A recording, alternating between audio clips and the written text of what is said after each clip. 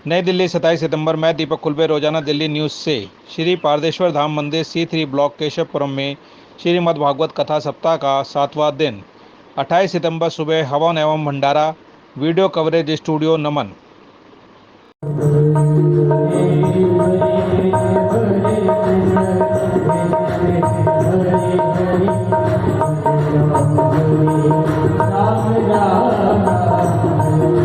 भगवान द्वारकाधीश रहे, महाभारत का युद्ध कराया, पांडवों को विजय प्राप्त कराई, युधिष्ठिर को राजा बनाया।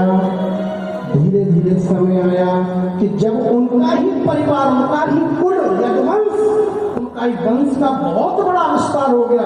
भगवान बोले अगर मैं अपनी लीला को संपन्न करके चला जाऊंगा तो निसंदेह ये दुनिया पे भारी पड़ जाएंगे, ये फिर आतताई हो जाएंगे, कुछ उपाय किया जाए। तो सुखदेव जी कहते हैं एक जगह संत बैठे हैं। कौन कौन बैठे हैं? विश्वामित्र पे आशीष, विश्वामित्र बैठे हैं, आशीष कंड, दुर्वासा, भृगु, अंगिरा, कश्यप, वामन देव, अत्रि, वशिष्ठ, नारद, बड़े बड़े महात्मा बैठे हैं। जामवंत के बड़े पुत्र का नाम है शाम्ब, इसका नाम शाम्ब के ऊपर। जामवंत जी को जब पुत्र नहीं हुआ तो कृष्ण ने दत्तात्रेय जी ने 24 गुरु बनाए। उन 24 गुरुओं की कथा आती है। 24 गुरु कौन कौन से हैं? पृथ्वी, वायु, आकाशो, अग्निश्च, चंद्रमा, रवि, कपोतो, अजगर, सिंधु, पतंगो, मधुकरगजः, मधुहा, हरिणो, मीन, पिंगल, कुकुरविकः, कुमारी, सर्पता, सर्पः, पूर्णनाभि, सुपी, सकृतः। दत्तात्रेय जी के 24 गुरुओं की कथा आती है। मैंने पहले पृथ्वी को गुरु बनाया, ध्यान से सुनना, सहनशील। पृथ्वी को खोद दो, पिलर गाड़ दो, मलमूत्र का विसर्जन कर दो। पृथ्वी सबसे ज्यादा सहनशील है। अभी घर में आई तुमसे क्यों खोदा, ज्यादा क्यों खोदती? सहनशील व्यक्ति को सहनशील होना चाहिए। दत्तात्रेय जी ने पहला गुरु बनाया पृथ्वी को, दूसरा गुरु बनाया मैंने वायु। व्यक्ति का स्वभाव कैसा होना चाहिए? उसका स्वभाव ज्यादा दिखावटी नहीं होना चाहिए। जैसे वायु चलती है, एहसास होता है, हमारे ब्रह्मता का सामने वालों को एहसास होना चाहिए। ऐसे मैंने वायु से क्या सीखा? हवा चलती है, दिखाई नहीं देती, एहसास होता। तीसरा गुरु बनाया मैंने आकाश को, गुरु बनाया। आकाश का अर्थ होता है अवकाश को रास्ता देता है, वो आकाश है। मेरे मुंह से निकलने वाली जो वाणी है, परा, पश्चंती, मध्यमा, विखारी, ये 4 वाणी है। मेरे मुंह से निकलने वाली जो वाणी है उसे अपने कानों तक पहुंचने का रास्ता किसने दिया? आकाश। जल, अग्नि, आयु, वायु, आकाश। तो टन घंटा बोलता है, उसकी जो धुनी आती है वो आकाश। जल का मतलब होता है शीतल। मैंने बताया ना, आपकी वाणी में भी शीतल होना चाहिए। आप जल, आदमी बिना अन्न के रह सकता, बिना जल के नहीं रह सकता। इसलिए आदमी की वाणी पर जल का सबसे बड़ा असर है। अच्छी बात है। फिर मैंने एक और गुरु बनाया, अग्नि को गुरु बनाया। ज्ञानक अग्नि दग्ध कर बड़ा। संत को ज्ञानवान तो होना चाहिए। ज्ञान संपन्न संत ही समाज का कल्याण कर सकता है, इसलिए व्यक्ति को ज्ञान होना चाहिए। चंद्रमा को गुरु बनाया। मैंने बहुत सुंदर शिक्षा प्राप्त की। क्या? दत्तात्रेय जी कहते हैं प्रतिपदा के दिन चंद्रमा छोटा होता है, पड़वा के दिन, एकम के दिन चंद्रमा छोटा होता है, फिर धीरे धीरे बड़ा होता है। चंद्रमा का आकार गोल हो जाता है और फिर धीरे धीरे छोटा होता। वस्तु है चंद्रमा ना कभी छोटा होता है ना कभी बड़ा होता है, उसकी कला छोटी होती है और कला ही बड़ी होती है। पूर्ण कलाओं से निकलता है पूर्णमासी है, और उसकी कलाओं का विराम रहता है वो अमावस। ये शरीर जन्म लेता है और शरीर मर जाता है। आत्मा न जन्म लेती है न मृत्यु होती है। ये मैंने चंद्रमा से सीखा। सूर्य को गुरु बनाया। बड़ा रहेगा, बड़ा बड़ा कलवा रहेगा। इसलिए आदमी को बंधन में नहीं रहना चाहिए। 10वां मैंने सागर को गुरु बनाया, समुद्र से सीखा संत को गंभीर होना चाहिए। सागर से 2 लोटा पानी ले आओ, 10 लोटा ले आओ, 2 ड्रम भर लाओ, कभी कहता है? कभी उसमें कोई पता पड़ा कि इतना कम हुआ? इसका मतलब वो गंभीर है। गंभीर 2 बात बोल दो तब भी ऐसे, 4 बोल दो प्रशंसा कर दी तब भी ऐसे, और निंदा कर दी तब भी ऐसे। ये मैंने सागर से सीखा। पतंगा को मैंने अपना गुरु बनाया, भौरे को गुरु बनाया,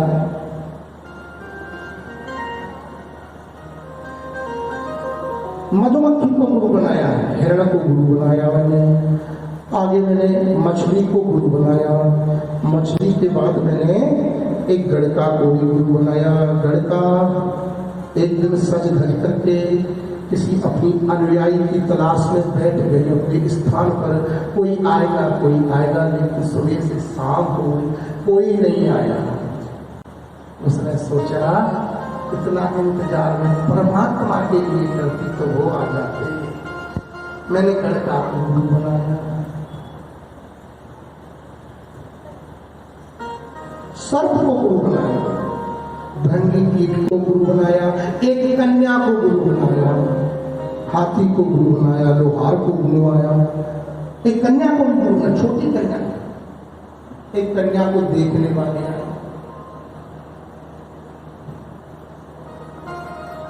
विवाह के लिए अब आए हैं, कुछ तो स्वल्पहार भोजन करना पड़ेगा। तो कन्या अंदर अपने मकान में, अपने घर में धान कूट रही थी। मूसल से जो धान कूटते हैं वो दलिया ही बना देंगे, कुछ तो खिला देंगे। लेकिन कन्या ने 4 चूड़ियां अपने हाथ में उस दलिया में पहन रखी थी। अब जब वो धान कूटे तो 4 चूड़ियां आपस में बज रही थी। तो कन्या ने सोचा मैं कूट रही हूँ, चूड़ियां बज रही, आप 1 कदम चलो, परमात्मा 60 कदम आता है। चलने की आपकी गारंटी है, पकड़ने की उसकी गारंटी है, वो आपको गिरने नहीं देगा। ये मैं बड़े पक्के अनुभव के साथ कह रहा हूं। मुझे नहीं लग रहा था कि जब भागवत ऐसे माहौल में अगर हम करेंगे तो क्या हमारी संपन्न होगी। और आज दिन संपन्नता की ओर अग्रसर हो रहा है। मुझे नहीं लग रहा था कि 2 साल बाद भागवत होगी तो क्या मैं बोल पाऊंगा। 20 दिन रोटी मत बेलो और 20 दिन बाद बेलो तो 1-2 आड़ी तिरछी हो जाएगी।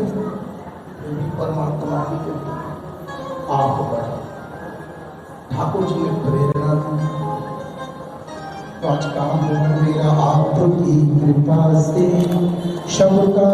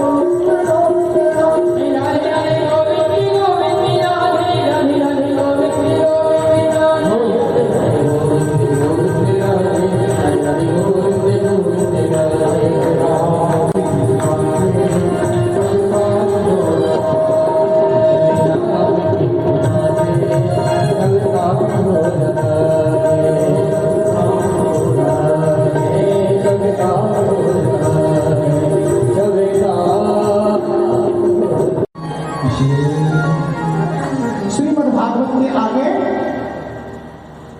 यहाँ सुखदेव जी अपने स्थान को चले गए। अब सूत जी समझा रहे शौनक कथा कहां से शुरू हुई थी? सूतच्छाही कथा सार। सूत जी शौनक आदि ऋषियों को समझा रहे हैं।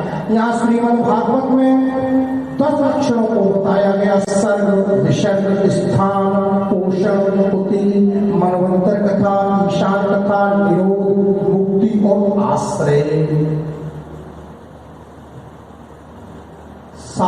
10 लक्षणों को श्रीमद् भागवत के 12वें स्कंद में बताया गया और इसी स्कंद में श्रीमद् भागवत के कुछ सारांश को बताया गया।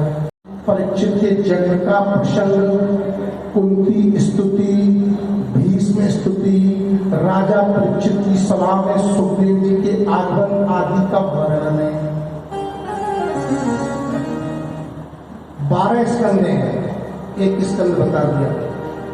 द्वितीय स्कंद में सभु मुक्ति, क्रम मुक्ति का वर्णन, ब्रह्मा की उत्पत्ति, चतुश्लोकी भागवत का वर्णन है। तीसरे स्कंद में, तृतीय स्कंद में विदुर मैत्रेय संवाद, कपिल देव की संवाद, हिरणाक्ष वध आदि का वर्णन है। चतुर्थ स्कंद में सती चरित्र है, ध्रुव चरित्र है, ध्रुव जी के वंश का वर्णन है। पंचम स्कंद में प्रियव्रत चरित्र, आग्नेन्द्र चरित्र, नाभि चरित्र, जड़भरत चरित्र, जड़भरत जी रघुगण संवाद, खगोल भूगोल का वर्णन है। 28 नरकों का वर्णन है। छठे स्कंद में सर्वप्रथम अजामिल उपाख्यान, गुरु हत्या का परिणाम, मर्दगणों की उत्पत्ति है। 7वें स्कंद में प्रहलाद चरित्र, नरसिंह देव की कथा। 8वें स्कंद में गजेंद्र उपाख्यान है, समुद्र मंथन है, वामन चरित्र है और मत्स्य अवतार की कथा है। 9वें स्कंद में सूर्यवंश, श्री राम कथा, चंद्रवंश, संक्षिप्त कृष्ण कथा है। 10वें स्कंद में प्रभु श्री कृष्ण की बाल लीलाओं का विस्तार से निरूपण है। गोकुल लीला है, वृंदावन की लीला है, मथुरा की लीला है, द्वारका की लीला का विस्तार से वर्णन है। प्रभु की करुणा की कथा है। 11वें स्कंद में नवयोगेश्वर, कृष्ण उद्धव संवाद, यदुवंशियों का साप लगने की कथा, यदुवंशियों का आपस में संहार, भगवान का सुधाम गमन, उद्धव जी का वध का समझाना और 12वें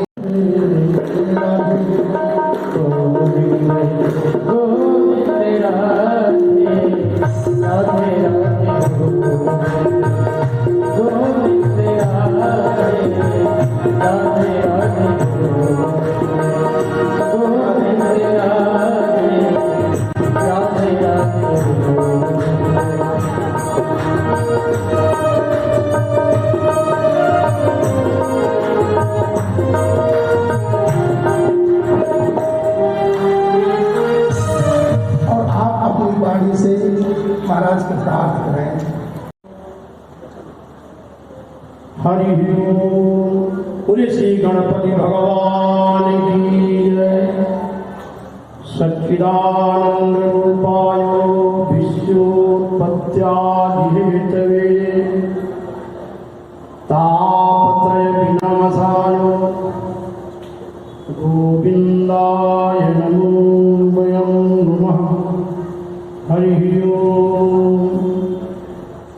सभी भक्तजन एवं शक्ति सूफी माताएं बहनें हम सब लोग थोड़ा सा 2 बार भगवान के पावन नाम का संकीर्तन करेंगे।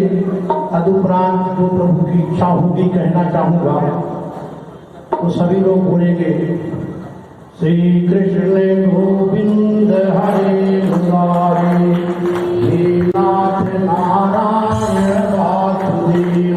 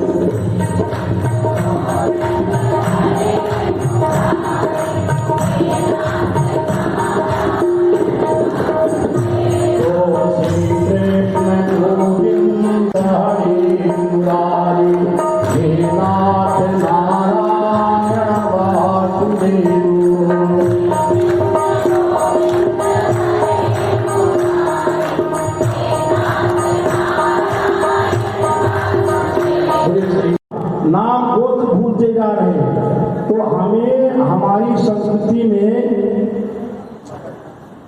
ऐसी स्थिति भी उत्पन्न करना चाहिए कि प्रत्येक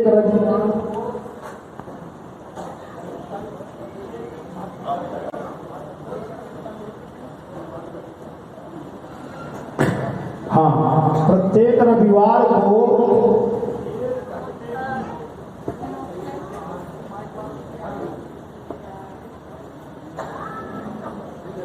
एक घंटे की ऐसी क्लास होनी चाहिए जहां थोड़े से समझदार बच्चे कम से कम हनुमान चालीसा, रामायण के एक आध दोहे के पाठ, अपने नाम गोत्र, अपने पंचदेवों की उपासना, अपनी भारतीय संस्कृति के विषय में भी कुछ सीखें। और विशेष करके तो ये जिम्मेदारी हमारी वस्तुता में अगर ये माताएं रहने चाहें तो अपने बच्चों को इन चीजों को सिखाना प्रारंभ करें, बचपन से सिखाना प्रारंभ करें। मैं आप लोगों को सच्ची बात बताऊं, आज मैं भी भागवत कथा करता हूं, मैं भी राम कथा करता हूं। मुझसे 18 पुराणों में से आप कोई भी पुराण का व्यास बना करके मुझसे कथा सुन लीजिए।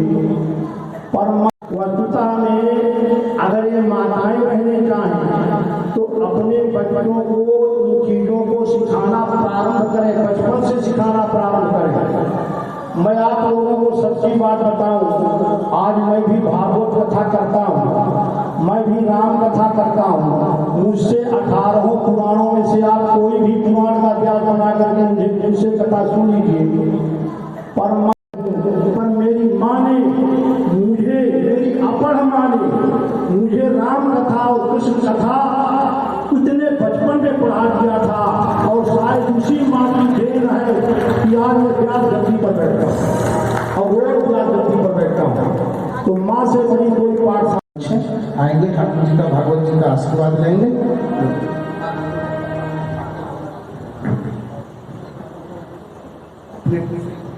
तो शब्द कहें। इतना कुछ सुनने के बाद शायद मेरा कहना कुछ बच नहीं जाता। मैं तो केवल यही कहूँगा कि ये मेरा देश है, जो ये कार्यक्रम है, इस प्रकार के धार्मिक आयोजन है जिसने मेरे देश को बचाया हुआ, मेरी संस्कृति को बचाया हुआ है और हमारे आने वाली पीढ़ी को भी बचाया हुआ है। और आप जो ये काम करते हैं, ये काम आप अपने देश के लिए कर रहे हैं। ये देश सेवा का एक बहुत बड़ा काम है। धार्मिक आयोजन हमें अपनी सभ्यता को भी बताते हैं, हमारी संस्कृति क्या है, वो संस्कृति का भी हमें जब श्रवण करते हैं तो अपने आप में इस प्रकार के कार्यक्रम बहुत ही अच्छे कार्यक्रम होते हैं। मैं आपको साधुवाद देता हूँ और मुझे आप लोग इस कार्यक्रम में बुलाते हैं, मुझे जोड़ते हैं। चाहे 1 मिनट का भी श्रवण हो वो मन के अंदर भक्ति भाव लेकर आता है। एक बार पुनः सभी आयोजकों को बहुत बहुत धन्यवाद, बहुत बहुत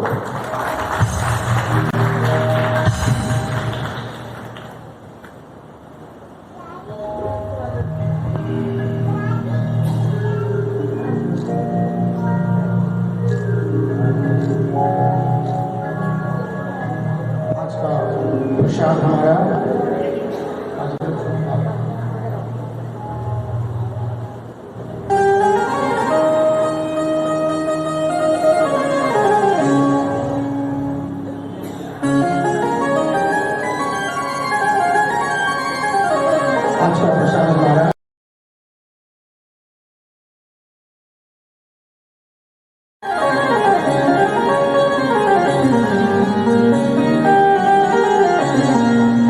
वीडियो लाइक करें, चैनल सब्सक्राइब करें और नोटिफिकेशन बेल को भी दबाएं ताकि लोड किया हर वीडियो आप तक पहुंचे। धन्यवाद।